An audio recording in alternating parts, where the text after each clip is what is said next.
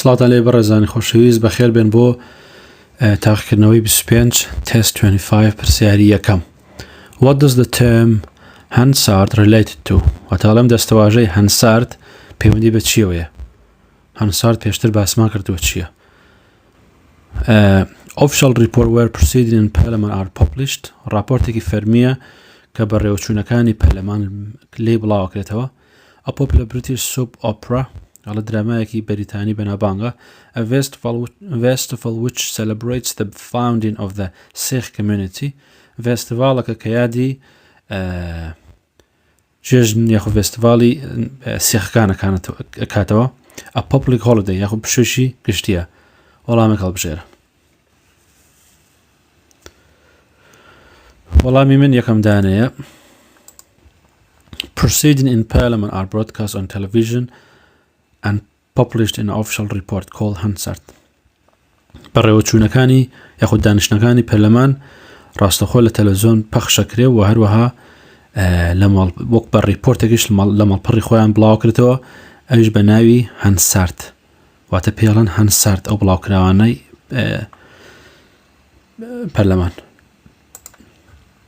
پرسیاری دووەم Who was the first king of the House of Tudor؟ ئەگەر بیرتان بێت جەنگێک بوو لە نێوان یۆرک لەگەڵ لانکەستەیە کە دوو پاشە شەڕیان کرد بۆ سەرکەوتن و دوای ئەوە کەسێکیان دەستنیشان کرد بە پاشا لە نێوان هەردووچیانە. Who was the first king of the House of Tudor؟ شێ یەکەم پاشای بینایە خودماڵی تودەر بوو. King Richard VIII، Henry Tudor، Henry V، the James First. دانێک هەڵبژێرە. وەڵامی من Henry Tudor. بەڵێ. Henry the Seventh، Henry Tudor was the first king of the House of Tudor. واتە هەنەری حەوتام یاخود هەنەری تودە ناوەکەی بۆ دەرچووە یەکەم پاشا بوو بۆ ماڵی تودەر کە ڕێکەوتنێک بوو لە نێوان دیۆرک و لانکاستە کرا کاتێککە جەنگیان دوو پاشا جیاواز بن جەنگان بۆ یوزان چێ بتوانێت پاشایەتی بکە. What do Lewis Hamilton، Jenson Button and Damon Hill have in common؟ ئەڵێ چ شتێک لە نێوان ئەم سێ کەسەیە باوە یاخود چ شتێک لەکتریان یەکیان خاتەوە لە نێو ئەم سێشتە چ شتێکیان هەیە کە لێک بچێت بۆ نمونە لویس هەمڵتن لەوانەیە بە ناوبانگی هەمووتان بیناسن جەنسن بۆتن و هەروەها دەیمۆن هیل چ شتێکیان هەیە کە پێی بناسێنەوە. They are a football player ئەوان یاریچین. They have won the Formula 1 World Championship یاخود هەرسێکیان پێشبڕکەی سیارەیان بردوێتەوە لە جامی جیهانیە لە پاڵەوانەتی جیهانیە ببورن. They won golden Olympic medal یاخود مەدەلای ئاڵتوونیان بردوێتەوە لە ئۆلمپیکە. They have won the 6 nation championship یاخود براوەی خەڵاتی 6 نەتەوەی پاڵەوانەتی جیهانە. وەڵامی هەڵبژێرە.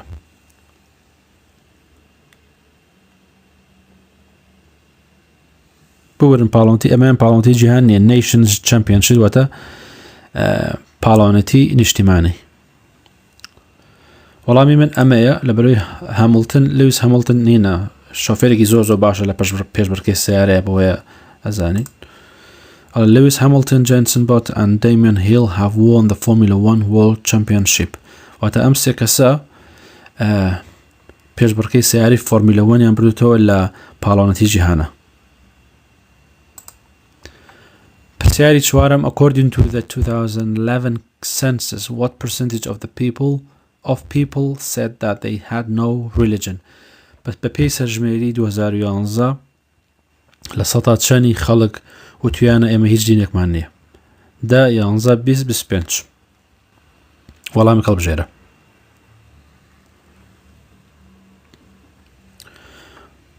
وەڵامی من چوارەم دانەیە. According to the 2011 census, 25% of people said they had no religion.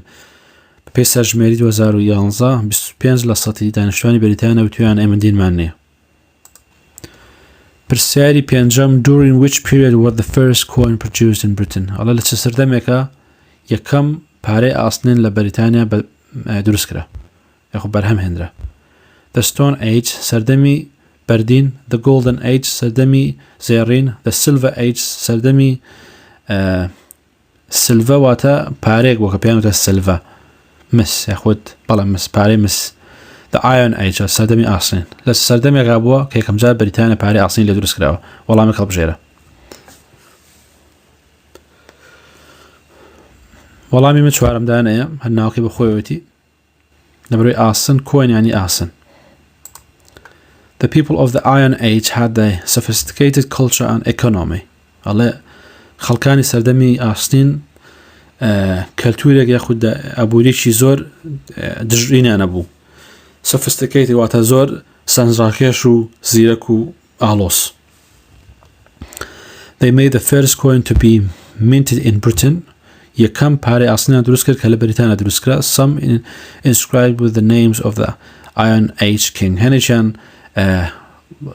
وێنە یاخود ڕواڵەتی سەری پاشای ئەو سەردەمەی لێکێشرا بوو یاخود هێماکانی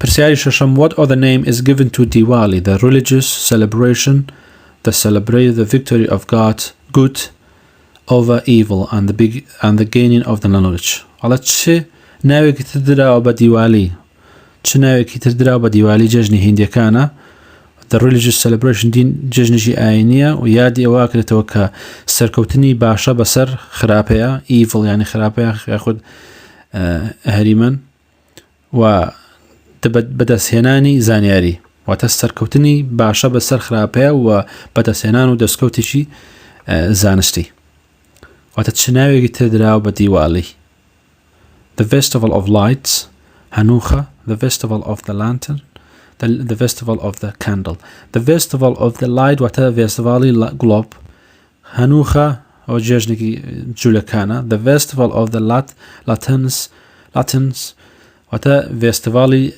چراکان Lanterns واتە چرا یاخۆ فانۆس the Festival of Candles فێستیڤاڵی مۆمەکان وەڵامی هەڵبژێرە وەڵامی من یەکەم دانەیە Diwali normally falls in October or November. Diwali ئەکەوێتە مانگی دە و مانگی یانزەوە and lasts for 5 days پێنج ڕۆژ بەڕێوابرێ It's often called the Festival of Lights. زۆرینەی کاتەکان پێوتێت فێستیڤاڵ واتە فێستیڤاڵی گڵۆب lights فێستیڤاڵی گڵۆپەکان In Wales, the jury has to listen to the evidence presented at the trial and then decide a verdict of guilty, non-guilty, or not proven based on what they have heard. لە Wales, the jury جۆرەکان و کەسانی کە لە دادگا 12 کەسەکە گوێ ئەگرن ئەڵێ جۆرەکانە بێ گوێ بگرن لەو بەڵگانەی کە لە بەردەستایە لە کاتی دادگایکردنەکەیە دێن دوایی بڕیار بن و بڕیار بدەن لەسەر فەرمانی تاوانبار نەبوون یاخود نەسەلمەندراوە based on what they have heard بەپێی ئەوانەی کە گوێیان لێ بووە ئایا ئەم دەستەواژەیە ڕاستە یاخود نا وەڵامێک هەڵبژێرە وەڵامی من دووەمدانەیە The jury has to listen to the evidence presented at the trial and then decide a verdict of guilty or not guilty based on what they have heard. Basha? In Scotland. واتەڵێ the جۆریەکان ئەبێ گوێ بگرن لەو بەڵگانەی کە لە بەردەستا بووە لە دادگایەکەیە و دوایی بڕیار بدەن بە تاوان بێتاوان واتە فەرمانی ئەو بدەن ئایا تاوانبار یاخود بێتاوانە لە Wales واتە non-provenitیانەوەی کە بڵێ هینا بڵێ نەسەلمێنراوە واتە دوو فەرمان هەیە فەرمانی تاوانبار یاخود تاوانبار نەبوون فەرمانەوەیتیانە نەسەلمێنراوە دوو فەرمان هەیە واتە ئەمە لە Wales In Scotland واتە لە سکۆتلەندا the third verdict of non-proven is also possible بەڵام لە سکۆتلەندا فەرمانی سێمیش جێبەجێ کرێ ئەگەری هەیە جێبەجێ کرێ ئەویش فەرمانی سێمەوەیە نەسەلمێنراوە تێگەیشتن لە Wales دوو فەرمانەیە فەرمانی دوای ئەوەی کە ژێڕیەکان گوێیان گرت و بە پێو بەڵگانی کە لە بەدەستایە ئەتوانن دوو بڕیار بن لە وێلز ئەم دوانە guilty or not guilty واتە بەڕێزان verdict یانی فەرمان decide a verdict واتە فەرمانەکە دەرکەن decide a verdict واتە بڕیاری فەرمانەکە بن یاخود فەرمانەکە دەرکەن کاتێ لەوێ بەڵام لە سکۆلندا ئەمەشی تایە non proven واتە نەسەلمێنراوە. پرسیاری هەشتم The Prime Minister has a country house outside London called ئەڵە سەرۆک وەزیران ماڵێکی هەیە لە دەرەوەی شارەکە لە دەرەوەی لەندەن پێوترێت چی؟ یەکێ لەمان هەڵبژێرە سپاکڵ داونین وینسۆر چەکرز ئەو خانەی کە سەرۆک وەزیران هەیەی لە دەرەوەی لەندەن پێوترێت چی؟ وەڵامی من ئەمەیە The Prime Minister has a country house outside London called Checkers. واتە سەرۆک وەزیران خانوویەکی هەیە لە دەرەوەی لەندەن پێوترێت چەکرز ئەمە نەک تەنها بۆ هەر یەک وە سەرۆک وەزیرانە هەر سەکەر کەسێک بێ بە سەرۆک وەزیرانی بەریتانیا ئەو خاچێتەوە خانووە لە دەرەوەی بێ لەندەن لە کاتی پشوشتی خۆیە. پرسیاری نوێم In which English country is Maidian Castle located؟ ئەڵە لە چ In which English county ببرزن لە چه پارێزگایەکی ئینگلند کاسڵی کۆشکی مەیدیان جێگیر بووە یاخود قەڵای مەیدیان دۆرسێت دەڤن سەمەسێت کۆرنوۆڵ قەڵای مەیدیان لە چ شارێک یاخود لە چ پارێزگایەک جێگیرە.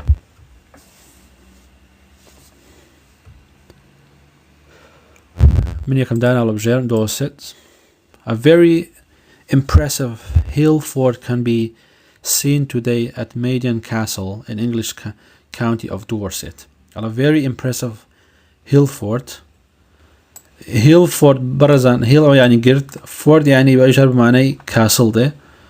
على قلاقي لسر أو قردية كزور سنزراكيشة very impressive زور سنزراكيشة أتاكو إستاج أبيندريد لا Maidian Castle لا كبيرات كوتي قلاي ميديان لا پارێزگایەکی ئینگلیزەکانە کە پێوتێت دۆرسێت پارێزگایەکە کە پێڵن کاونتی. پرسیاری دەیەم A national insurance number does on its own prove to an employer that you have the right to work in the UK. ئەڵە national insurance number بۆ خۆی ئەتوانێت ئەو بسەلمێنێت بۆ خاوەنیشەکان کە تۆ مافیەوەت هەیە لە وڵاتە ئیشکەی. ئایا national insurance number بەڵگەی ئەوەیە کە تۆ لە وڵاتە ئیشکەی؟ بەڵێ یاخود نەخێر. بگومان من ئەمە هەڵبژێرم فۆز نەخێر. National insurance number does not on its own prove to an employer that you have the right to work in the UK. واتە national insurance number بە تەنیا خۆی ئەوە ناسەلمێنێ کە تۆ لە وڵاتە مافیەوە دەیە ئیشکەی. national insurance number تەنە ژمارەیەکە بۆی باج بی واتە ناسنامەیەک نییە کە بیسەلمێنێت تۆ مافتەیە ئیشکەی یاخودنا.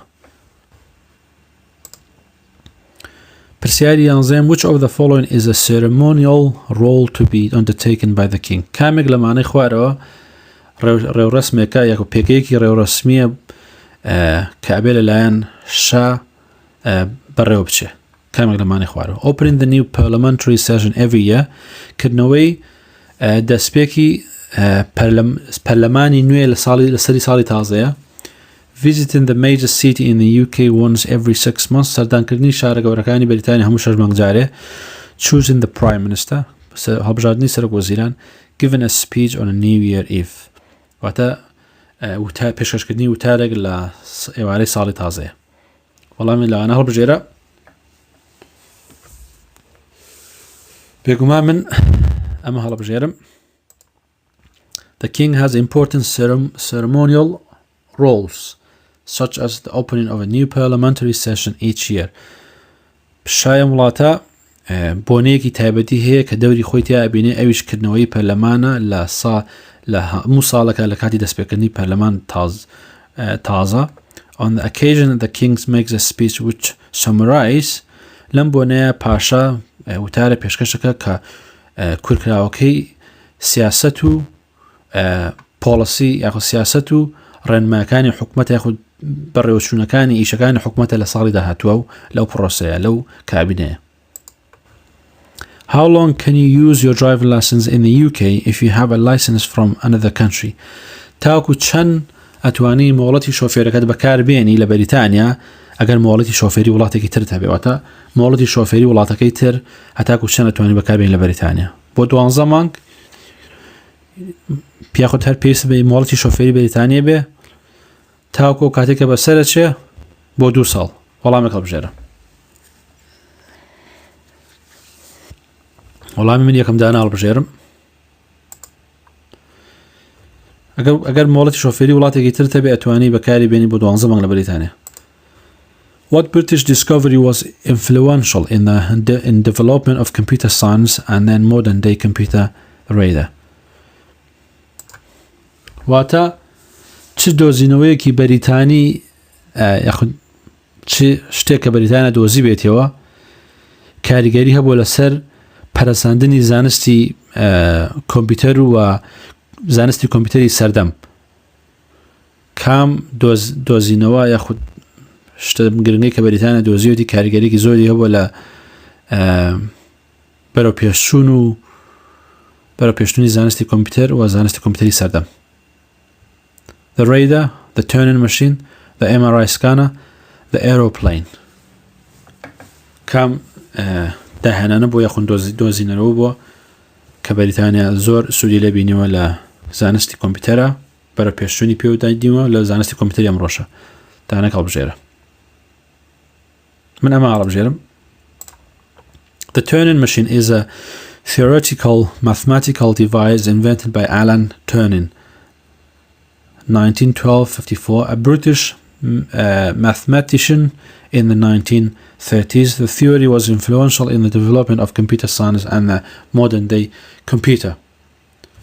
واتا ئامێرێکی بیرکاری تیۆری لەلایەن ئالان تۆنەوە دروست کراوە بۆیە پێش یاڵەن تۆنین مەشین تۆنینەوە ناوی کەسەکەیە واتە ئامێری تۆنین و a British mathematic بیرکاریوانێکی کە بەریتانی بووە کاریگەرێکی زۆر بەرەو پێشچوونی هەبووە لە زانستی کۆمپیوتەرە و لە زانستی کۆمپیوتەری ئەمڕۆیە. پرسیاری چواردەیەم which court deals with the serious criminal offences in England, Wales and Northern Ireland. پێشترمان خوێندۆ بەڕاستی باشتر وایە یاخود ئەبێ بیزان یاخود لە بیرتان مابێت. The county court, the crown court, the high court, the sheriff court. کام دادگا مامەڵە لەگەڵ جدیترین تاوانەکانەکە لە England, Wales, Northern Ireland. کام دادگا مامەڵە لەگەڵ جدیترین و تونگترین و تاوانانە کە لە بەریتانیا ڕووەدا لە England, Wales and Northern Ireland. کامیانە وەڵامی هەڵبژێرە. من دووەم دانە هەڵبژێرم. بەڵێ لە in England, Wales and Northern Ireland, serious criminal offences are tried in front of judge and jury in a crown court. لە England و Wales و Northern Ireland تاوانێکی زۆر جدی لە بەردەمی دادوەر و جۆری و کەسانەی 12 شایەتەکە کە دانیشن لە کراون کۆرت یەکلا یەکرێتەوە. پرسیاری 15م which famous philosopher developed idea about human nature during the 18th century and that have continued to influence philosophy over the years. واتە کام فەیلسوفی ناودار which famous philosopher کام فەیلسوفی ناودار لە ماوەی سەدەی 18دا بیرۆکەی سەبارەت بە سروشتی مرۆڤ پەرەی پێداوە واتە ئەو بیرۆکەی پەرەی بەو بیرۆکەیداوە دەربارەی سروشتی مرۆڤ لە سەدەی 18 و تاوەکو ئێستاش ئەو بیرۆکەیە کاریگەری هەیە لەسەر فەیلسوفەکان بە چەند ساڵە کاریگەری هەبووە. کام فەیلسوفە بووە لەمانە دانێک هەڵبژێرە.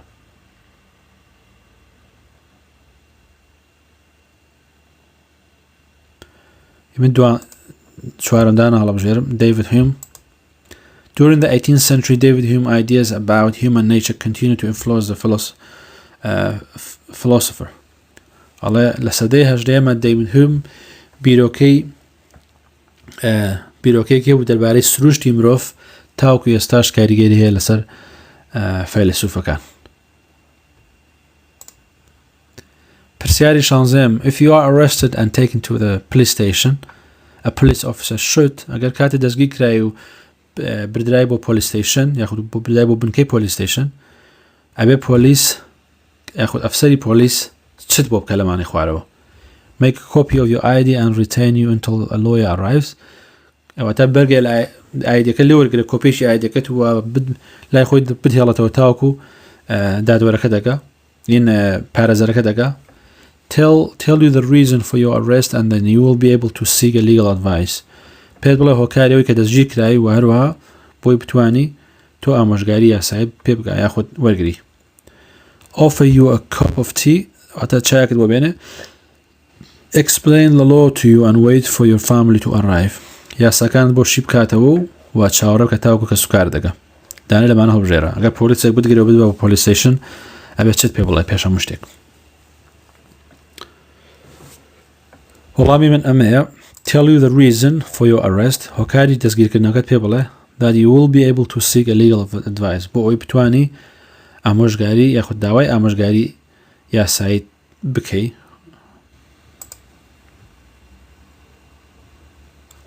If you are arrested and taken to the police station, police will offer you tell you the reason for your arrest. بێگومان کاتێک دەستگیرەکەی لە پۆلیس ستیشن پۆلیس دەبێت پێت بڵێت بۆچی دەستگیر کرایی و داوای بۆی بتوانی داوای ئامۆژگاری یاسایی بکەی. پرسیاری 7. Which British actor has recently won an Oscar? ئەڵە کام ئەکتەر بەم نزیکانە ئۆسکاری بردوێتەوە خەڵاتی ئۆسکار. خەڵاتی ئۆسکار بێگومانە دێ بۆ کەسانەی کە ئەکتەرن لە بەشی فلیم و ئەو شتانەیە یاخود گۆرانی بێ میوزیک بێ شانۆگەری بێ هەر شتێک بێ خەڵاتی ئۆسکار وەرگرن ساڵانە. کام ئەکتەرە بوو لەمانەی خوارەوە دانێک هەڵبژێرە. من دووەم دانە هەڵبژێرم.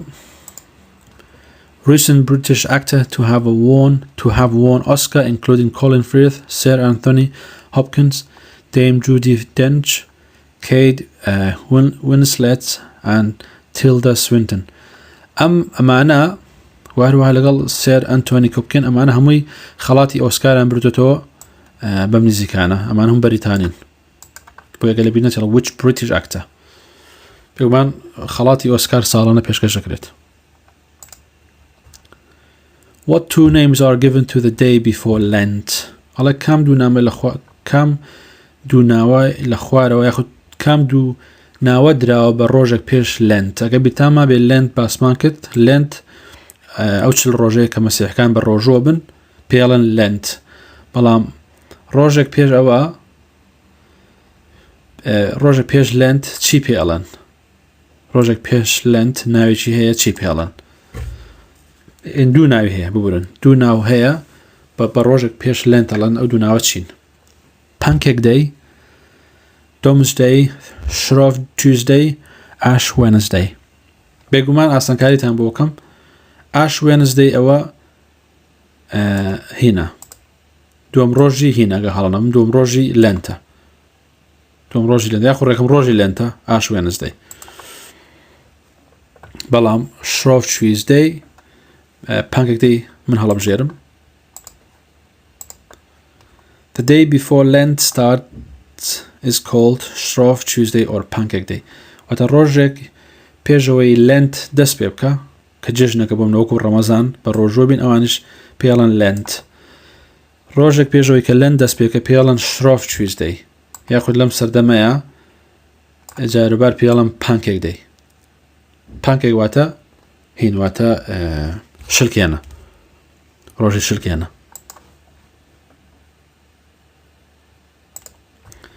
پرسیاری 19. When did the Concorde aircraft carry passengers for the first time? ئەڵە کەی فڕۆکەی کۆنکۆرد بۆ یەکەم جار سەرنشینی هەڵگرت یاخود نەفەری هەڵگرت. فڕۆکەی کۆنکۆرد ئەکە بیتامێ بە ئاسمان کرد پێشتر. ئەو فڕۆکەی کە بۆ یەکەم جار بەریتانیا دروستی کرد کە خێرایەکی و لە خێرایی دەنگ زیاتر بوو. لە چ ساڵێکا بۆ یەکەم جار سەرنشینی هەڵگرت؟ وەڵامێک هەڵبژێرە. وەڵامی من ئەمەیە. The Concorde began carrying passengers in 1976. واتە فڕۆکەی کۆنکۆرد بۆ یەکەم جا کە دەستی کرد بۆ سەرنشین هەڵگرتن لە ساڵی 1976 بوو. The UK is one of the 5 permanent members of the Security Council. ئایا من ڕاستە یان نا؟ The UK is one of 5 permanent. هەڵا بەریتانیا یەکێکە لە پێنجەمین ئەندامی دایمی ئەنجومەنی ئاسایش. ئایا ڕاستە؟ یاخود غەڵەت؟ بەریتانیا یەکێکە لە پێنجەمین ئەندامی بە بەردەوامی یاخود دایمی هەمیشەیی ئەنجومەنی ئاسایش. ڕاستە یاخود غەڵەت؟ وەڵامی هەڵبژێرە. من یەکەم دان هەڵبژێرم بێگومان ڕاستە. The UK is one of the 5 permanent members of the Security Council. Persiari 21. Which of the following landmarks is the largest expanse of the fresh water in mainland Britain? Allah kamek la amani khwarawa barazan landmark wata دیمەنێک یاخوش هێمایەک یاخود نیشانەیەک بۆ نمونە بینایەکی جوان، شاخێکی جوان، پارکێکی جوان یاخود دەریاچەیەکی جوان، ئەمانە هەمووی لاندمارکن، پێیان ئەڵێن لاندمارک واتە نیشانەی خاک. نیشانەی خاک بە کوردی با بۆ مەبەستی ئەم پرسیارە با بڵێن بە نیشانەی خاک یاخود نیشانەیەکی جوان. کامێک لەمانەی خوارەوە نیشانەیەکی جوان و گەورەترینن large expense for a fresh water well گەورەترینن بۆ ئاوی خواردنەوە لە خاکی بەریتانیا. mainland یعنی ناو خاکی بەریتانیا. expanse of fresh water واتە سەرچاوەی ئاوی خواردنەوە. کامێک لە ئەم نیشانە خاکانەی خوارەوە، ئەم نیشانە جوانانەی خوارەوە گەورەترین سەرچاوەی ئاوی خواردنەوە لە خاکی بەریتانیا. The River Thames, Loch Lomond, Loch Ness, Lake District. دانێک هەڵبژێرە لەمانە. من دووەم دانە هەڵبژێرم.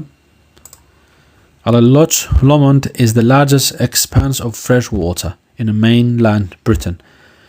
Loch Lomond یەکێکە لە گەورەترین سەرچاوەی ئاوی خواردنەوە لە خاکی بەریتانیا and probably the best known part of the park. واتە یەکێکیشە لە پێم وایە probably لەم وایە باش یەکێکە لە باشترین و ناسانترین بەشەکانی ئەو پارکە. واتە هەم پارکیشە و هەم سەرچاوەی ئاوی هەیە کە زۆر زۆر پەنامانگە. Loch Lomond. پرسیاری 22. Who wrote the music for the popular show Jesus Christ Superstar? ئەڵێ چێ ئەم گۆرانەی نووسی کە زۆر بەناوبانگە بە ناوی Jesus Christ Superstar واتە ئیسای مەسیح جوانترین ئەستێرەیە. Superstar واتە بەهێزترین ئەستێرەیە و گەورەترین ئەستێرەیە. چێ ئەو گۆرانەی نووسی، ئەو گۆرانە بەناوبانگی نووسی و بۆ شانۆیەک بوو کە گۆرانەکە بە ناوی Jesus Christ Superstar. Andrew Lloyd Webber, Gilbert and Sullivan, Hans Holbein and Sir Anthony Van Dyck, Sir Lawrence Oliver. دانێک هەڵبژێرن. من یەکەم دانە هەڵبژێرم. Andrew Lloyd Webber has written the music for shows which have been popular throughout the world. Andrew نووسەری گۆرانی بۆ میوزیک بووە و یەکێ بۆ for shows بۆ شانۆکان کە یەکێ بۆ لە کەسانی کە گۆرانە نووسێتی بەناوبانگ بوون لە سەرتاسەری جیهان و گۆرانانی کە نووسێتی بۆ منە بە ناوی collaboration with لەگەڵ هینم کەسا هینی کردووە collaboraتی کردووەتە یا هاوکاری بۆ هاوکاری هین بووە Tim Rice, Jesus Christ Superstar and Evita and also Cats and the Phantom of the Opera. واتە ئەمانەی هەمووی نووسیوە بە هاوکاری Tim Rice. بە هاوکاری Tim Rice گۆرانی Jesus Christ Superstar نووسیوە Evita, also Cats and the Phantom of the Opera. ئەمانە گۆرانی بوون بۆ شانۆکان یاخود بۆ ئەو شانۆگەرانەی کە پێشکەش کراوە شانۆی میوزیک. پرسیاری 23.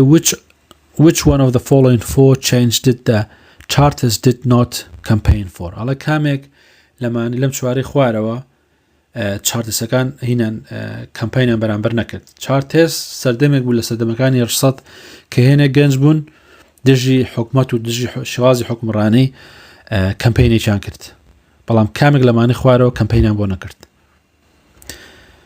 For any man to be able to stand as a MP بۆ هەر کەسێک کە بتوانێت هەر پیاوێک کە بتوانێت بێ بە ئەندام پەرلەمان secret ballot بۆ secret ballot واتە دەنگدانی نهێنی election every 6 year دەنگدانی هەموو 6 ساڵێک for MPs to be paid بۆ ئەندام پەرلەمان کە پارەی پێ بدرێت.